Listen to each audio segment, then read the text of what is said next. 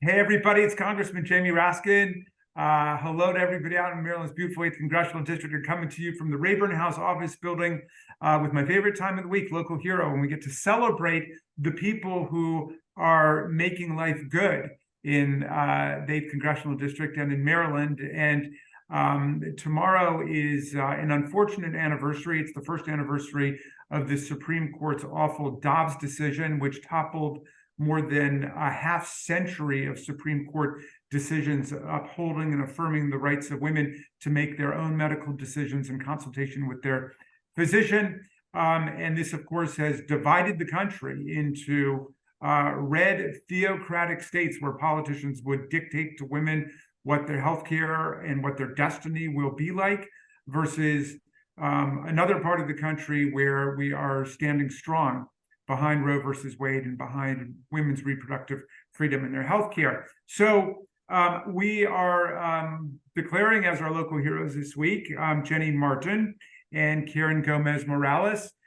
Jenny is the health training manager at Planned Parenthood of Metro Washington, focusing on sex education training curriculum for young people in the DMV area. She was previously a bilingual healthcare assistant at Planned Parenthood's abortion clinic, where she provided community-based care to patients there. She's also served in the Peace Corps as a community health and malaria prevention specialist and gender equity Peace Corps volunteer leader in Togo. She holds a BS degree in neuroscience from William and Mary, and her languages include English, Spanish, French, and Moba, one of the many local languages in Togo. Karen Gomez-Morales is a bilingual program manager at Planned Parenthood, though she now works in bilingual health education full-time with Planned Parenthood. She's worked for the organization in different part-time capacities for more than a decade. She holds her associate degree from Montgomery College in public health education and promotion. Karen lives in Gaithersburg. Jenny now lives outside of Maryland, but we'll see about that in the future. But in any event, these are our local heroes this week, and I want to salute you for the work that you're doing to stand up for women throughout our region. And I want to ask this original question about jurisdiction. You're serving patients who come from Maryland, DC, and Northern Virginia. Are you also seeing patients who now are trying to get health care, who are leaving, at least temporarily, states that have shut down women's access to abortion services? Yeah, that is a great question. Since this post-Roe world that we live in, we have seen an increase in volume in patients coming from out of states where restrictions on abortion bans have just proliferated, unfortunately.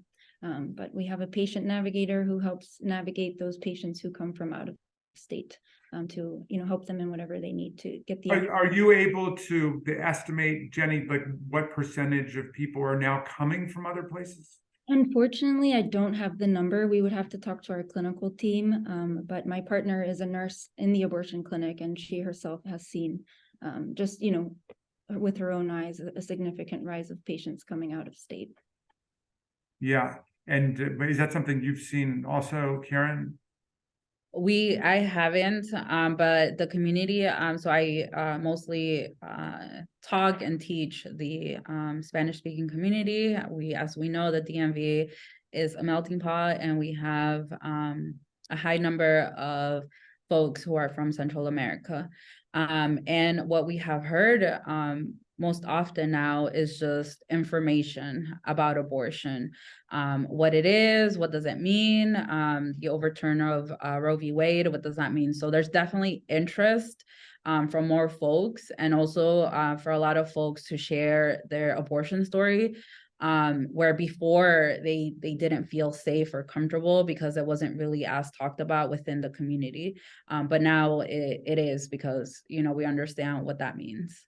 Well, and you raise a really interesting point, Karen, because it seems to me that, the silver lining, if you can find it, is that the complacent majority of people, and it's a commanding majority of Americans who support women's right to complete health care, has woken up, both in a political sense, as we've seen in a number of elections, like in Wisconsin, like in Kansas, but also just in the sense of speaking up about the necessity of protecting women's access to health care. And I wonder, whether you think, Karen, that this in fact is a kind of silver lining that the country is going to have to declare that this will be a national policy to allow women to have access. Oh, for sure. And now our communities are waking up and realizing the power to vote. I think we have seen an increase of folks becoming citizens. And the Latino community, Latinx community, they're ready to learn. They're ready to go into the forefront and say, like, what do you need from me? Like, what do I need to do? So we have a cohort of 11 promotoras. Most of them are from Montgomery County. And they're just like, one more thing to add to, the fight for women's right. They always have that expression of, I didn't come this far to not continue fighting. Yeah. And we definitely see that. And I think it's really lovely to see, because I think oftentimes what we hear is that abortion is so stigmatized to talk about within the Latino community. But now they're like, you know what, let's learn together, let's talk about it, and let's figure out like how we can help folks maintain that right for them. Well, Jenny, my GOP colleagues really demonize and stigmatize Planned Parenthood, and they want everybody to believe that Planned Parenthood just does one thing, which is to provide access to abortion services. That's actually not the case, right? Could you give us a sense of just kind of the full panoply of services and programs that are available to people at Planned Parenthood and what you're doing? Definitely. We provide a wide range of reproductive health services, but we also here in DC, we also have primary care as well, cancer screenings, STI, birth control methods. And we just— So people are going to Planned Parenthood for breast cancer screening, for mammograms. They're going there for general checkups. Definitely cervical cancer screenings, but also we do education. And so we're part of the education department, and we provide comprehensive sex educations in schools, private schools, charter schools, public schools, universities, really in a variety of circumstances. And, the sex education that we provide really hinges on this deep understanding of human health as an interconnected system. And it's medically accurate, it's culturally sensitive, it's age appropriate, it's inclusive of diverse sexual orientations and gender identities. And it's really focused on giving learners a sense of autonomy.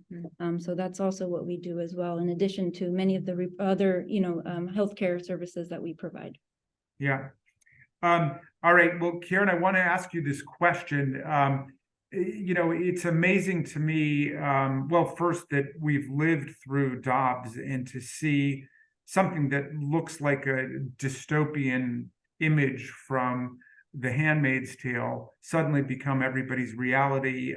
States trying to prevent women from engaging in interstate travel in order to obtain health services, women who are having miscarriages, being unable to get abortions because the doctors and nurses are afraid they'll be criminally prosecuted for giving them medical attention.